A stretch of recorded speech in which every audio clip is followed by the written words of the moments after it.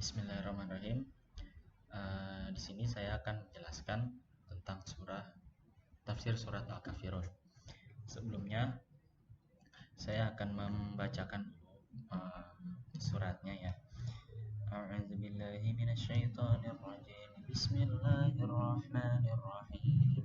Qul ya ayyuhal kafiruna la a'budu ma ta'budun wa la antum 'abiduna ma a'budu wa la ana 'abidun ma 'abadtum wa la antum 'abiduna ma a'budu lakum dinukum waliyadin, yang artinya Qul ya ayyuhal kafirun, katakanlah hai orang-orang kafir, aku tidak akan menyembah uh, ulang. Qul ya ayyuhal kafirun artinya yaitu katakanlah hai orang-orang kafir. La a'budu ma ta'budun, aku tidak akan menyembah apa yang kamu sembah. Wala antum a'biduna ma a'budu, dan kamu bukan penyembah Tuhan yang aku sembah. Wala ana 'abidum ma abadtum, dan aku tidak pernah menjadi penyembah apa yang kamu sembah. Wala antum a'biduna ma a'budu, dan kamu tidak pernah pula menjadi penyembah Tuhan yang kusembah. Lakum dinukum waliyadin, untukmu agamamu dan untukkulah agamaku. Penjelasannya itu surat ini ya surat Makkiyah ya. Surat Makkiyah yang turun sebelum Nabi Muhammad hijrah. Jadi ini surat turun di Mekah. Kemudian surat ini berisi ajaran untuk berlepas diri dari amalan yang dilakukan oleh orang-orang musyrik. Surat ini berisi perintah untuk ikhlas dalam melakukan amalan, yaitu murni ditujukan pada Allah Subhanahu wa taala. Jadi melakukan amalan itu harus ikhlas untuk Allah Subhanahu wa taala ya. Terus kemudian tafsirnya nih. Ayat pertama, qul ya ayyuhal kafirun. Ayat ini sebenarnya ditunjukkan pada orang-orang kafir di muka bumi ini. Akan tetapi konteks ayat ini membicarakan tentang kafir Quraisy. Jadi pada zaman dulu kan, zamannya Rasulullah, kafir Quraisy itu menantang meminta kepada Rasulullah untuk saling bergantian menyembah sesembahannya gitu. 1 tahun menyembah ini dan 1 tahun lagi menyembah ini gitu. Ya, itu bergantian beribadah kepada sesembahan.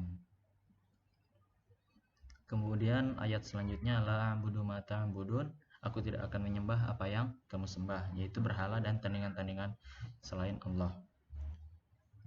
Kemudian ayat selanjutnya, wala antum abiduna ma a'bud, dan kamu bukan penyembah Tuhan yang aku sembah, yaitu yang aku sembah adalah Allah semata, tidak ada sekutu baginya. Wala antum abiduna ma a'bud, jadi dia bukan kaum kafir itu nggak akan menyembah gitu.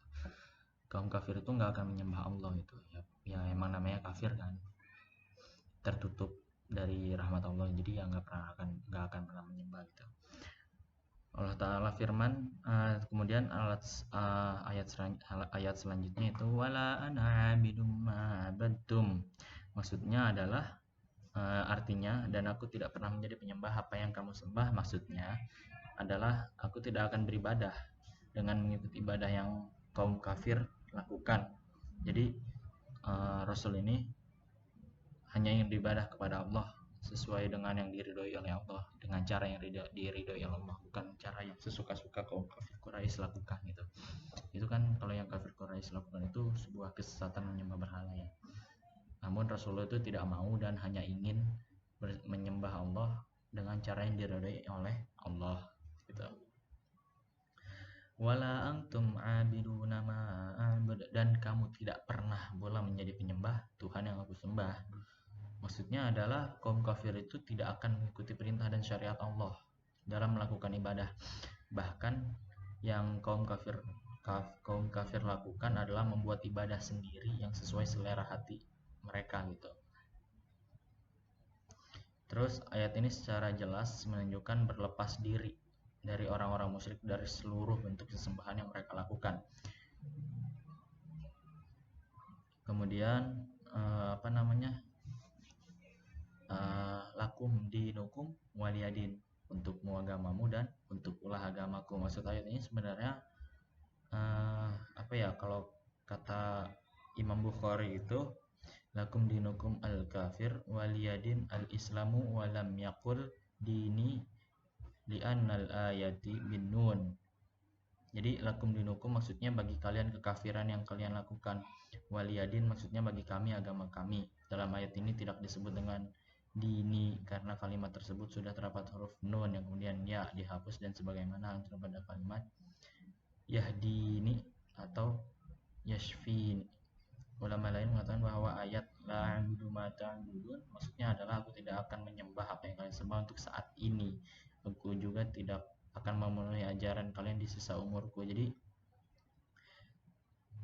nggak akan pernah gitu untuk mengikuti ajaran kaum kafir Quraisy.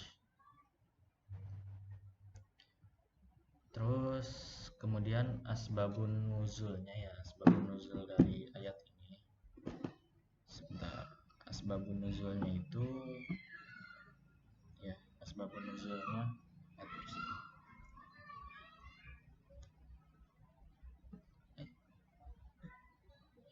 ya jadi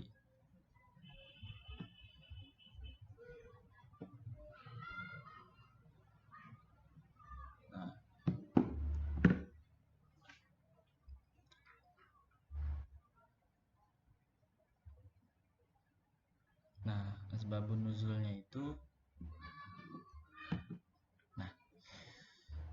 asbabun nuzul dari surah Al-Kafirun ini yaitu jumhur mufasir menyepakati bahwa asbabun nuzul surah Al-Kafirun adalah berkenaan dengan para pembesar Quraisy yang diantaranya Walid bin Mughirah, Ash bin Wail, Asyami, Al-Aswad bin Abdul Muttalib, Umayyah bin Khalaf, serta beberapa orang lainnya mendatangi Rasulullah SAW dan meminta agar beliau berhenti menghina sesembahan mereka gitu. Jadi sebenarnya Rasulullah itu nggak menghina sesembahan mereka, tapi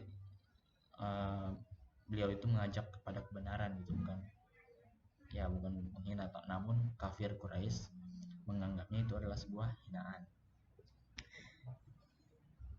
Jadi mereka berkata kepada Rasulullah dan meminta kepada Rasulullah untuk mereka akan menyembah Tuhan agama Islam yaitu Allah selama 1 tahun.